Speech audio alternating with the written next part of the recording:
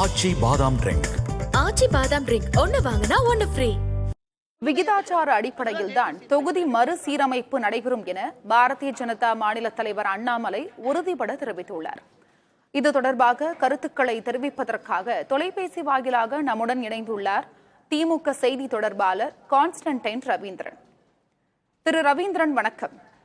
வணக்கம். தமிழ்நாட்டின் மக்களவை தொகுதிகளின் எண்ணிக்கை குறையாது, ஆனா விகிதாச்சார அடிப்படையில் தான் நடக்கும் என்று அண்ணாமலை ரொம்ப தீர்க்கமா சொல்லியிருக்காரு. இதை எப்படி பார்க்கீங்க? இது முதல் வெற்றி. நேற்று வரைக்கும் பேசிக் கொண்டிருந்ததை மாற்றி இன்றைக்கு அண்ணாமலை இப்படி பேசி இருக்கிறார். ஆனால் நான் என்ன கேட்கிறேன், அண்ணாமலையின் பேச்சுக்கு அங்கீகாரம் ஏது? இதை அமித்ஷா அவர்கள் பாராளுமன்றத்தில் நமது நாடாளுமன்ற உறுப்பினர்கள் கேட்கிறார்கள். இது சம்பந்தமாக நாங்கள் பேச வேண்டும். ஒரே மணித்துளியில் அமித்ஷா அவர்கள் முடித்து விட முடியும். நீங்கள் கேட்பது எதுவும் யோசிக்க வேண்டிய அவசியம் இல்லை. இன்றைக்கு உங்களினுடைய பாராளுமன்ற உறுப்பினர்களின் எண்ணிக்கை 543க்கு 39, ஏறத்தாழ 7.2% இருக்கிறது. இந்த 7.2% குறையாது.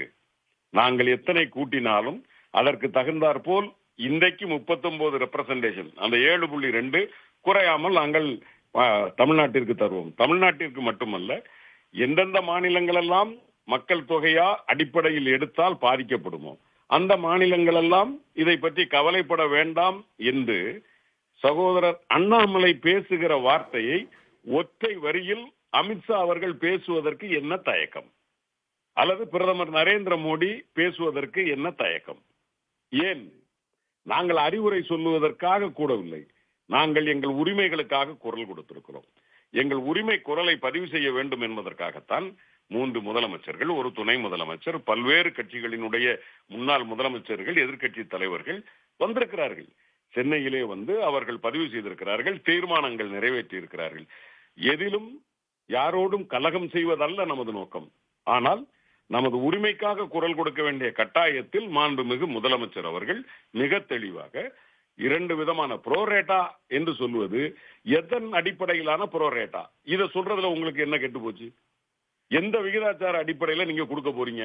இன்னைக்கு இருக்க தொகுதிகள் அடிப்படையில் தெற்கு மாநிலங்களுக்கு 23% குறையாமல் நாங்கள் தருவோம். முடிந்தது. ஒற்றை வார்த்தையில் இன்றைக்கு பற்றி கொண்டே இருக்கிற இந்த பிரச்சனையை முடித்து விடலாம்.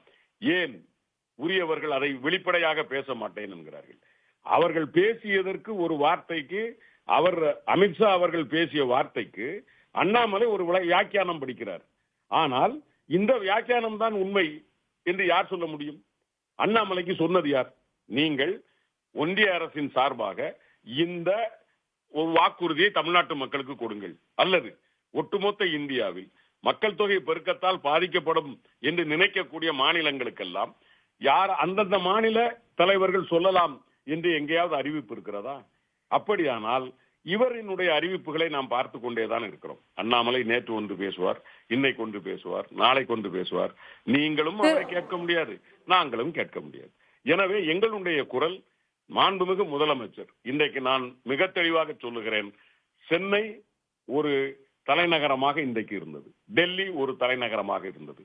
பாசிசத்தின் தலைநகரமாக டெல்லி, ஜனநாயகத்தின் தலைநகரமாக சென்னை. இதை ஜனநாயகத்தை விரும்பக்கூடிய அத்தனை தலைவர்களும் இன்றைக்கு தமிழ்நாட்டிற்கு வந்து நாம் ஜனநாயகவாதிகள், இந்தியாவை காப்பாற்றுவோம் என்று குரல் கொடுத்திருக்கிறார்கள். எனவே இந்த பிரித்தாளும் சூழ்ச்சி அல்லது குயுக்தியின் மூலம் தங்கள் கற்பனைகளை நான் கேட்கிறேன். இதே அண்ணாமலை அவர்களிடமே நான் கேட்க முடியும். 400 எம்பிக்கள் தாருங்கள், நாங்கள் அரசியலமைப்பு சட்டத்தை மாற்றுகிறோம். உங்கள் அமைச்சரவையில் 2வது இடத்தில் இருக்கிறவர் பேசினார் என்று அண்ணன் ராசா குரல் எழுப்பினாரே, அதற்கு பதில் என்ன? அப்படியானால் இன்றைக்கு மக்கள் உங்களுக்கு தரவில்லை என்கிற காரணத்தினால் அரசியலமைப்பு சட்டத்தை மாற்றுவதற்கு தகுந்தாற் போல் உங்களுக்கு 3/2 தொகுதிகள் வருவதைப் போல நீங்கள் தொகுதி மறுசீரமைப்பை வைப்பதற்காகத்தான் 848 உறுப்பினர்கள் எங்கே இருந்து வந்தது? எந்த கணக்கின் அடிப்படையில் வந்தது? அந்த 848 வர வேண்டும் என்று முடிவெடுத்தால் நமக்கு குறைகிறது, தொகுதி குறைகிறது. அதாவது 39 கூடுகிறது.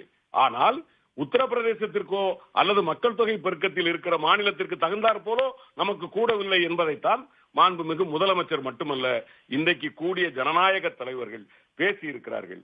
இந்தியாவை காக்க வேண்டும் என்கிற குரல் உள்ள அத்தனை தலைவர்களும் கூடி கொடுத்த குரல் இது, உரிமை குரல். இது வெல்லும் என்று நான் நம்புகிறேன்.